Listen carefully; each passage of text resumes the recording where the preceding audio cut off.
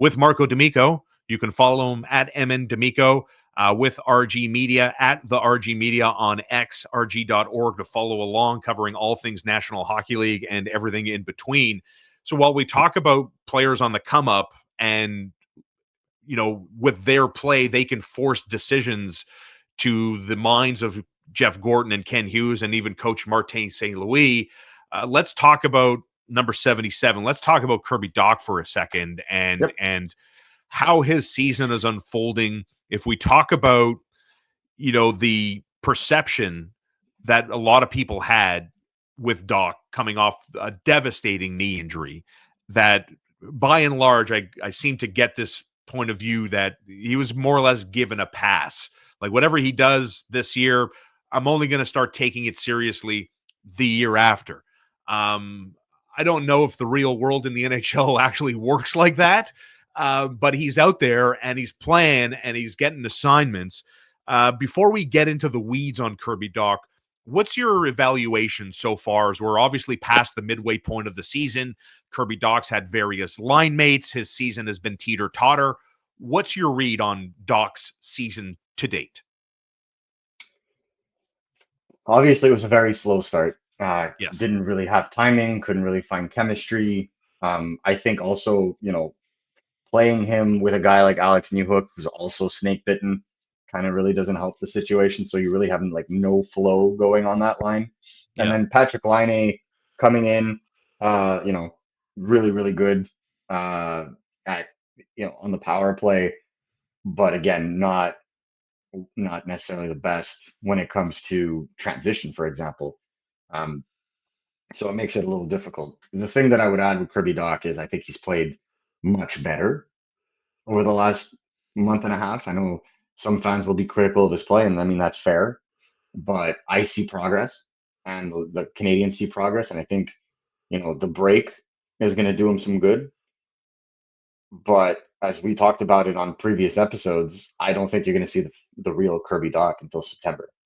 And again, when you come back from a devastating knee injury like that, this isn't football, folks. Like you can't plug and play right back in after having surgery to that degree without needing time to find confidence again in your knee and really perform to that top ability, because there's a very serious chance that he injures it again if he's not careful. And so there's a higher risk, according to doctors, there's a higher risk of re-injury within the first year of post-surgery when it comes to MCL, ACL tears.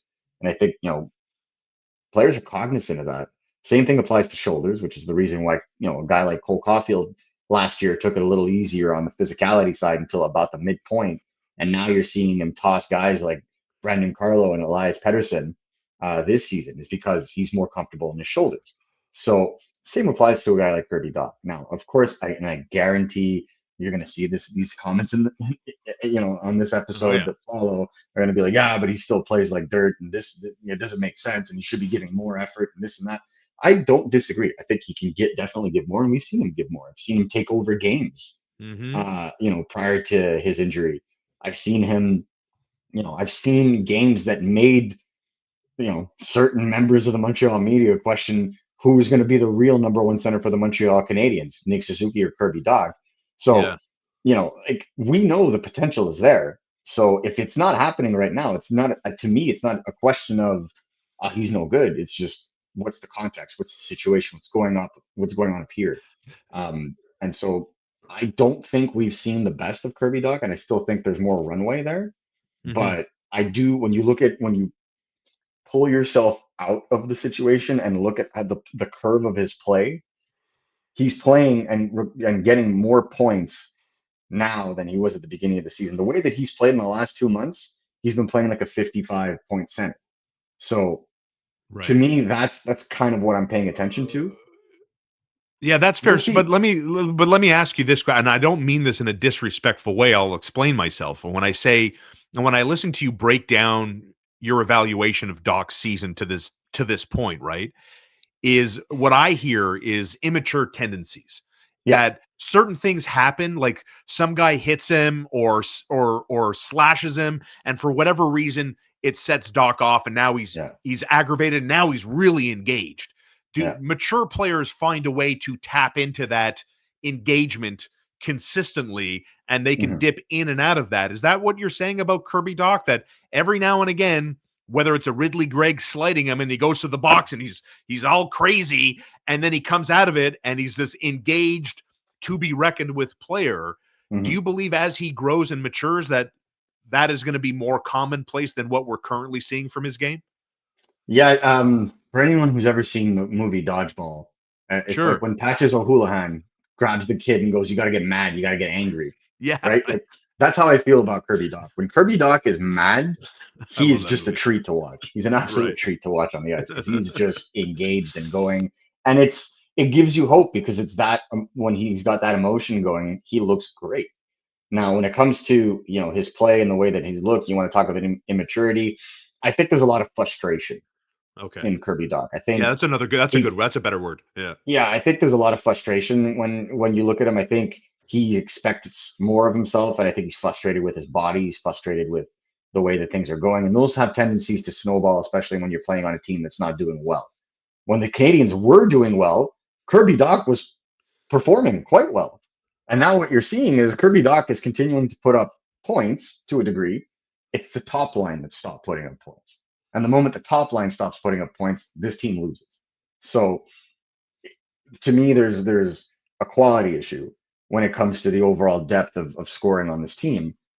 So when you have a guy like Kirby Dach playing with a guy like Alex Newhook, who's been snake bitten and isn't really producing to a degree that would be beholding of a top six player, and Patrick Liney, who's having confidence issues and is being stapled to the bench for lack of efforts in certain games.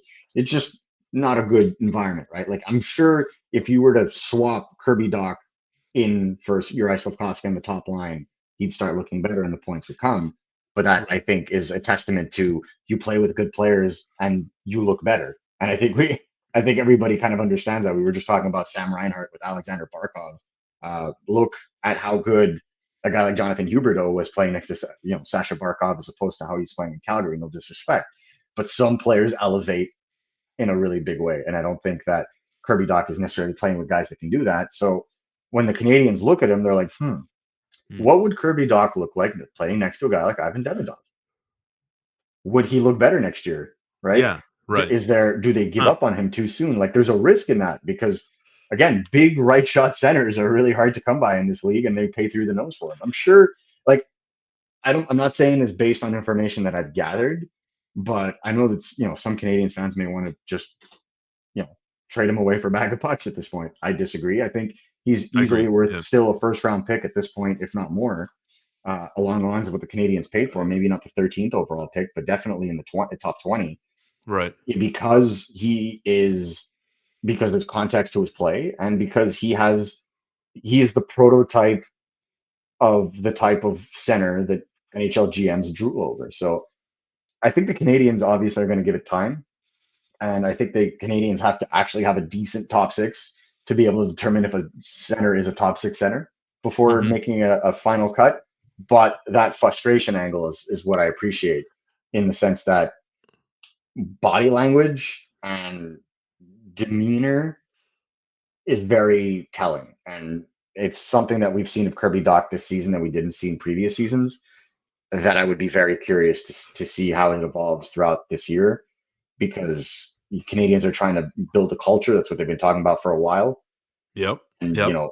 if he's starting to not fit into that, which we have no information that he has or has not, Hmm. then I could understand why it would be problematic and why the Canadians may look to potentially either shake him or trade him. Twitter.